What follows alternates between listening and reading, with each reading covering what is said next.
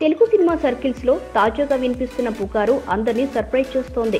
22 ఏళ్లకే పెళ్లి కొడుకు కావడానికి సిద్ధపడ్డ అఖిల్ ఇప్పుడు ఆ ఆలోచన మానుకున్నాడనే వదంతులు తీవ్రమయ్యాయి.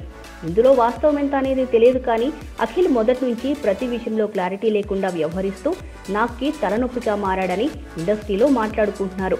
మొదట్లో క్రికెటర్ని అవుతానంటూ, అసలు సినిమాల జోలికే రానన్నవాడు సడన్గా హీరో అవుతానంటూ ట్రైనింగ్ తీసుకోవడానికి విదేశాలకు వెళ్ళాడు. మొదటి సినిమాగా మంచి కథ కోసం చూద్దామంటే తనకు నచ్చిన కథనే తీద్దామంటూ వినాయక్ని ఫోర్స్ చేసి నాగార్జునని బలవంతంగా ఒప్పించాడు. అఖిల్ సినిమా ఫ్లాప్ అవడంతో రెండో సినిమాకి పూర్తిగా తండ్రి మాట వింటానని చెప్పిన వాడే ఏ కథని తెగనివ్వలేదు. మంచి కథలు చాలానే రిజెక్ట్ చేస్తూ వచ్చిన అఖిల్ తాజాగా విక్రమ్ కుమార్ కథకి కూడా గ్రీన్ సిగ్నల్ ఇవ్వడం లేదట.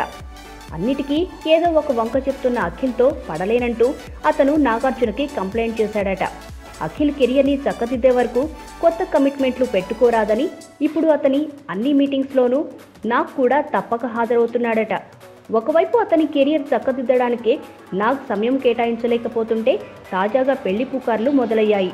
అఖిల్ ఇంతవరకు వ్యవహరించిన తీరును బట్టి ఈ పుకార్లు కూడా నిజమే అయి ఉంటాయంటూ నమ్మేస్తున్నారు సినీ జనాలు.